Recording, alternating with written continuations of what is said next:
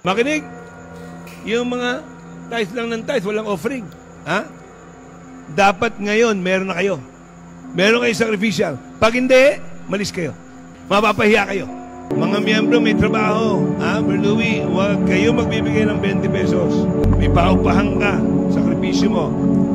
May nagtatrabaho mga anak nyo. Sakripisyo kayo. Si Jemuel. Jeruel. May mga trabaho na yan eh. Okay? Sino ba hindi nakakita? Kita nyo nakakahiya? Hindi kayo makatayo? Hiyang-hiya kayo? Bakit? Nakakahiya kayo! Miyembro ka, hindi mo alam yung project sa taas, tapos maglalaro ka dyan, tataas-taas ka dyan. Pag nagawa, anong kwenta mo? Magbigay. May sacrificial ba kayo? May sacrificial. May trabaho ka ba, Arwin? Wala? Nagkakapera ka ba? Nagkakapera ka? Wala naman eh. Okay po? Miskin na mga bata na nandito. Ipasa natin. Okay? Wala ka, boy? Ano ba naman yan? Pwedeng bisita, pero pwede magsakripisyo, ha? Ayos na po? Nakapagbigay lahat? Bibilangin yan. Pag wala ka mamaya, markado ka bata. Pag wala ka mamaya, markado ka bata. Kayo mga may sasakyan, huwag kayong magpapahuli, ha? Wala kayong kakwenta-kwenta. May sasakyan na kayo, nahuhuli pa kayo.